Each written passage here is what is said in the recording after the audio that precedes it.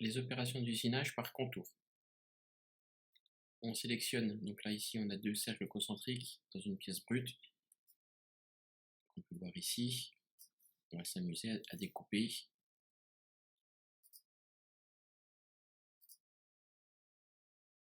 le contour du cercle intérieur, ici.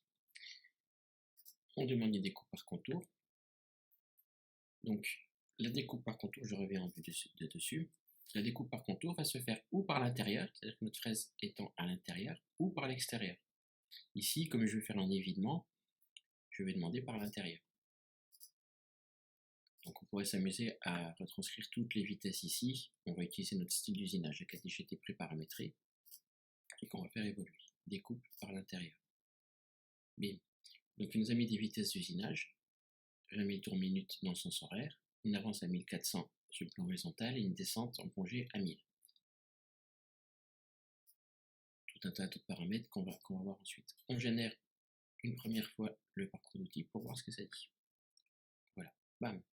Donc première chose, c'est une erreur, notre parcours d'outils est sur la forme. La raison est simple, c'est que je n'ai pas défini notre fraise.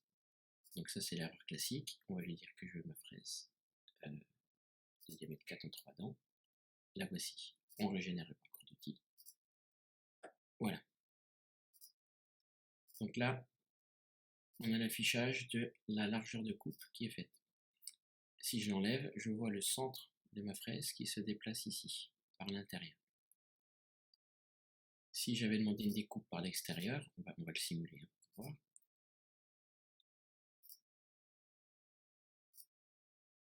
On génère un parcours d'outils. Voilà, on se rend compte qu'on va faire la découpe par l'extérieur.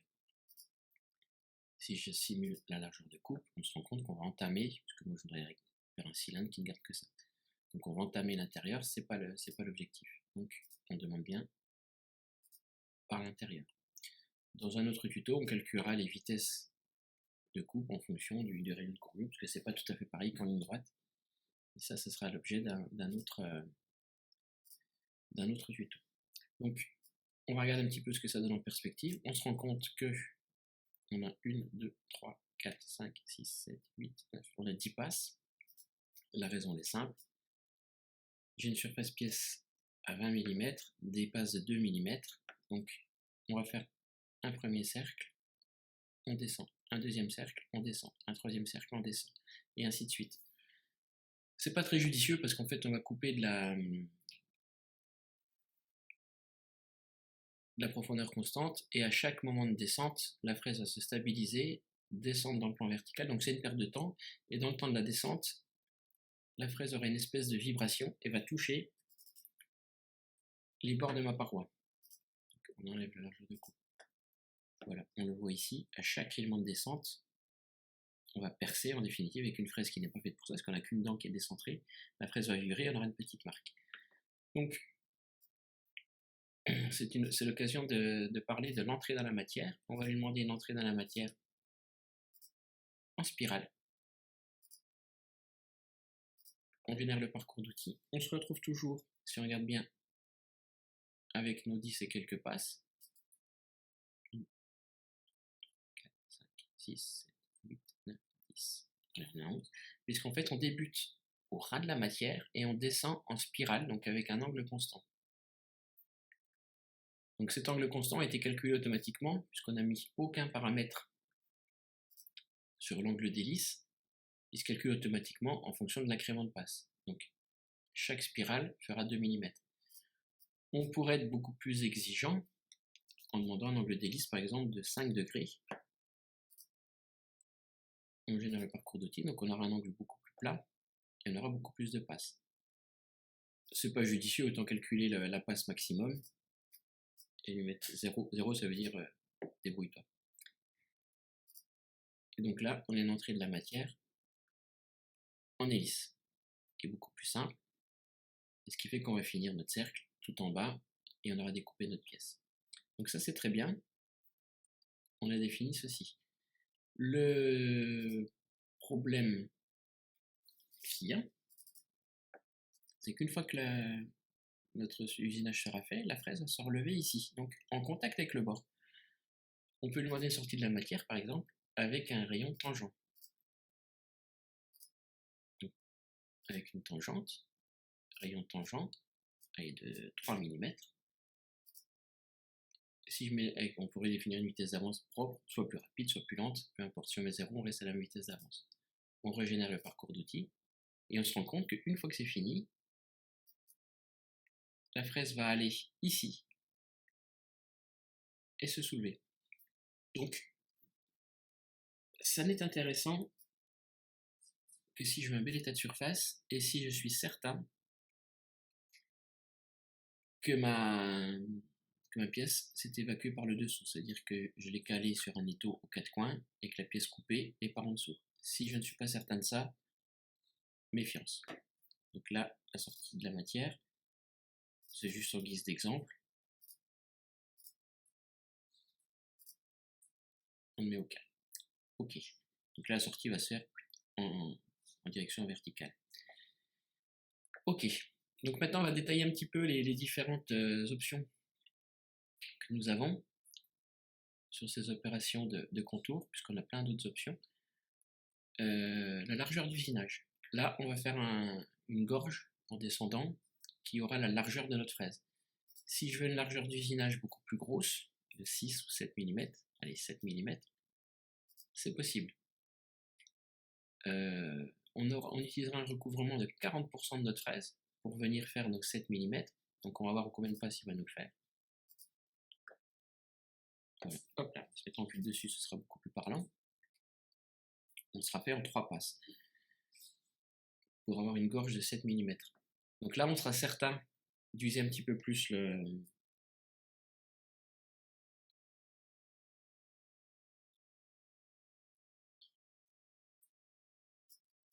l'intérieur. Et dans ce cas-là, on va pouvoir demander une sortie d'usinage avec un rayon tangent. Parce que là, le rayon tangent va se faire ici. On va mettre un rayon de 1 mm. Voilà, bam.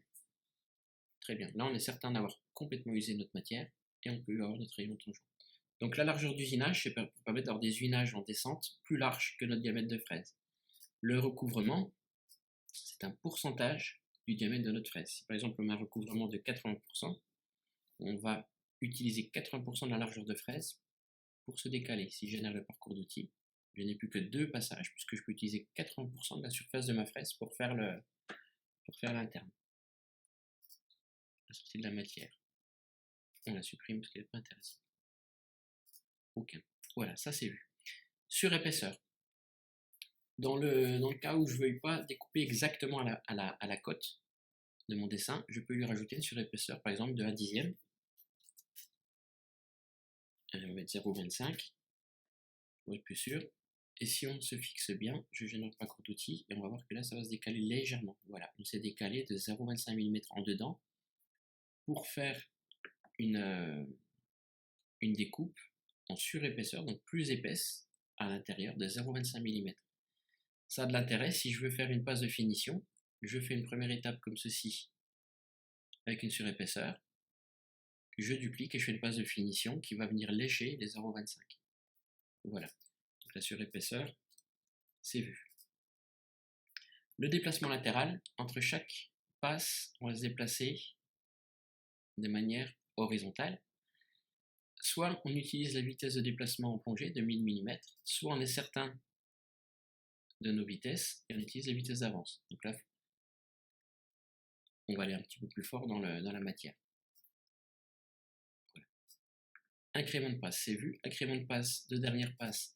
Donc c'est la dernière passe tout en bas, si on veut qu'elle soit faite à un multiple différent, donc 1 mm. Ça peut être intéressant si on met une passe de finition. Si on met 0, il va nous faire des passes équivalentes. Voilà. Profilage des bords, ça c'est utilisé quand on fait des moules principalement. On peut avoir un chanfrein sur les côtés ou créer un rayon de courbure sur la partie supérieure ou un congé sur la partie inférieure. Donc ça, vous pouvez l'expérimenter vous-même. C'est des usinages qui sont plus longs, plus compliqués. C'est intéressant dans la fabrication de moules et contre-moules. Voilà, ça c'est très rarement utilisé. entrer dans la matière, donc ou on est en spirale sur la descente, ou on peut avoir une approche tangentielle. Donc sur le plan horizontal, on met la fraise sur un côté et on s'approche de manière tangentielle. Voilà. Ça, on le reverra en fait plutôt sur la découpe en finition par exemple. On le fera pour la finition, sortie de la matière. Alors, la partie expérimentale de transformer, on peut appliquer une matrice de déformation. Donc là, c'est réservé aux experts. Une matrice de déformation, donc sur toute l'opération d'usinage. Prudence. Gestion des attaches. Ça a de l'intérêt en fait si je veux que ma pièce reste attachée sur le fond. Donc on va le voir sur la découpe par l'extérieur par exemple. Donc, en supposant que je veuille cette forme en découpe, donc on va lui demander une découpe par contour extérieur, voilà, avec toujours notre fraise de 4, usinage généré par cours d'outil, bim, là c'est toujours pareil. Le seul problème c'est que notre brut étant ici, une fois qu'on arrivera sur la fin, la pièce va se détacher, va gicler et va riper sur la fraise, donc ça va pas être intéressant. Donc ce que je voudrais c'est maintenir la pièce attachée jusqu'à la fin de l'usinage. Donc on va sur la gestion des attaches et je lui demande des attaches en mode automatique.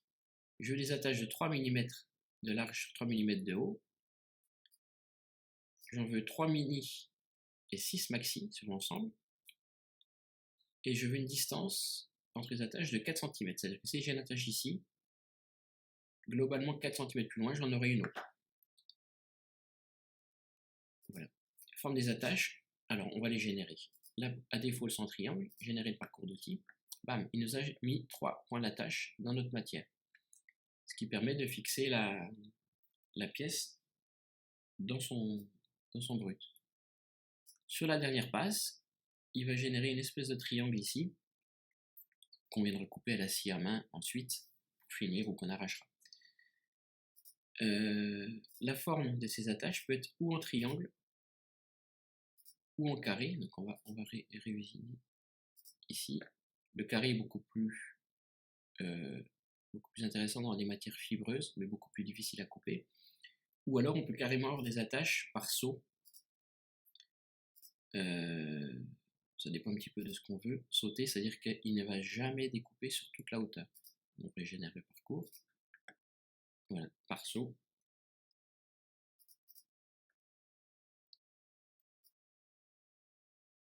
Sur le parcours d'outils, vous voyez qu'il y a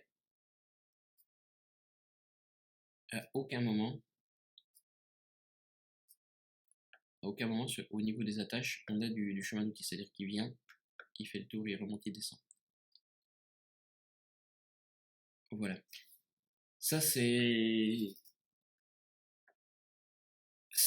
Alors ça dépend un petit peu de ce que vous utilisez, c'est un petit peu difficile ensuite pour découper la pièce parce qu'on ne sait pas exactement où la couper. Donc moi je resterai ou sur les triangulaires ou sur les rectangulaires.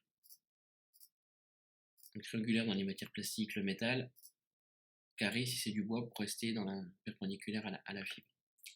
Voilà. Donc les attaches c'est intéressant sur l'extérieur ou si je veux garder la pièce attachée sur son ensemble. Hop là.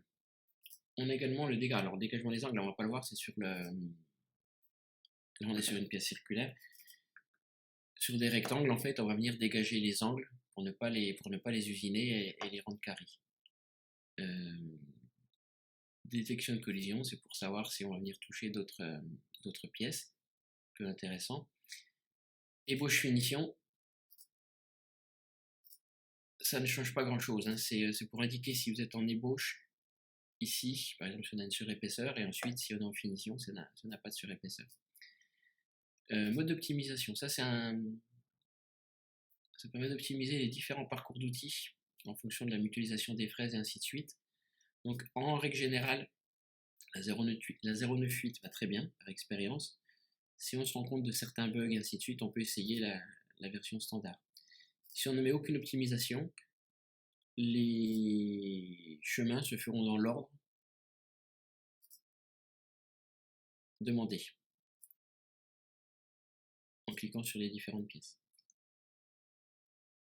Alors, ordre d'usinage, si on a plusieurs opérations à effectuer, par exemple des surpassages et ainsi de suite, on peut faire soit la profondeur sur chaque opération, soit faire une passe sur chaque hauteur. Donc ça, c'est un choix.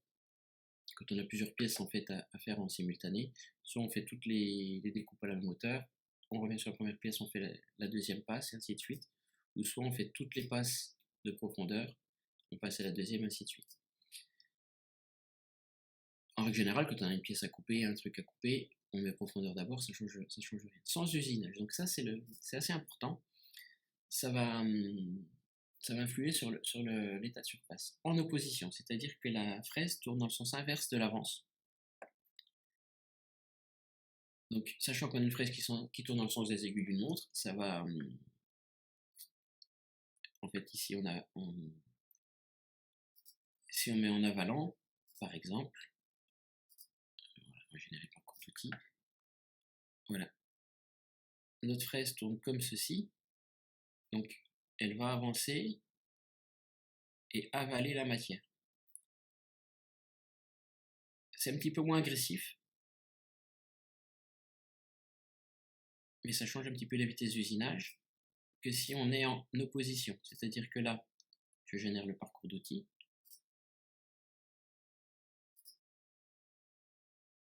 Regardez bien, ça va changer le sens de la flèche. Ah, on n'a pas mis opposition. En opposition, on génère le parcours d'outils. Donc ça va changer le sens de la flèche, voilà. C'est-à-dire que notre fraise tourne comme ceci, et en avançant, va venir s'opposer à la matière. Donc c'est un petit peu plus violent. Donc c'est intéressant pour des passes d'ébauche en règle générale. Et l'autre, c'est plutôt intéressant pour des passes de finition. Donc c'est un choix. Il faut tester selon les matières, selon les fraises que vous avez, selon les vitesses d'avance. Ça change beaucoup. Voilà. En opposition, c'est ce qui reste le plus intéressant. On peut avoir un sens d'usinage mixte, où là on va générer selon les hauteurs de passe, ainsi de suite, dans tous les sens. Mixte, c'est intéressant quand on fera des surpassages, parce qu'en fait, si on choisit avalant ou opposition, quand on fait un surpassage, il va avancer que dans un sens. Donc on peut avoir des retraits. Si c'est mixte, il peut aller dans toutes les directions. Voilà. Hop là. En tête et faire une opération personnalisée, là, si vous le souhaitez, vous pouvez insérer un G-code. Donc ça, c'est pour les experts. Par exemple, si j'insère ceci, j'ai une pause de 1 seconde avant cette opération d'usinage. Ça peut être intéressant pour que la fraise se refroidisse ou ainsi de suite. On peut lui demander d'aller en vitesse rapide à l'altitude 55 mm. G0 va en vitesse rapide à l'altitude 755. Donc, c'est peu utilisé, mais si vous avez besoin de rajouter des opérations, par exemple si on a un 4e axe, faire tourner la pièce, ça peut être intéressant. Donc si on a un 4e axe, on fait tourner la pièce autour de l'axe A de 5 degrés. Bam.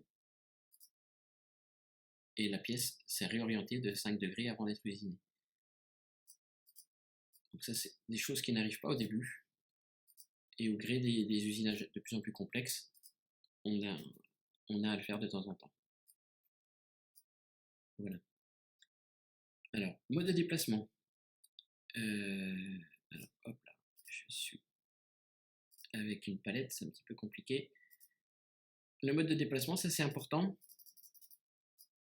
On a, hop là, mode de déplacement. Mode de déplacement. Trajectoire exacte ou vitesse constante.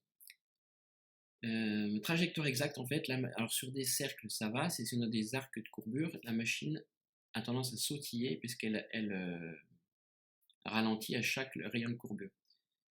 Vitesse constante, on a une courbe qui est un tout petit peu plus lissée, c'est-à-dire qu'on ne passera pas exactement sur la trajectoire, mais la machine va se déplacer de manière beaucoup plus fluide. Donc on le voit ici en a l'explication. Ça peut être modifié également, si on ne précise rien, ça peut être modifié également depuis votre machine. Dans Mac 3 par exemple, on a le bouton vitesse constante qui est affiché ou pas. Donc en règle générale, dans les matières tendres, on utilise la vitesse constante. Dans des matières dures, on utilise la trajectoire exacte. Plan de travail, on travaille sur le plan X, Y. Si on a des opérations par retournement ou ainsi de suite, on peut changer le plan de travail. Point de départ, en fait, ça permet de définir là où on veut que la fraise commence son usinage au départ. Donc, il suffit de presser les 3 petits points, ajouter un point sur la courbe.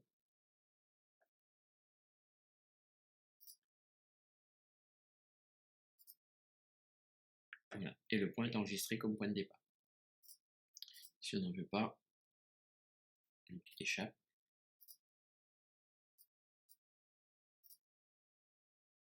Et on peut écrire les coordonnées sur le souhait. Si on n'en veut pas, on le met en par défaut. Et voilà, donc on a fait un petit peu tout le tour des opérations d'usinage. Donc c'est intéressant, dans les bibliothèques d'usinage, par exemple, découpe extérieure avec onglet, de les créer et de bien enregistrer les paramètres qu'on utilise. Voilà.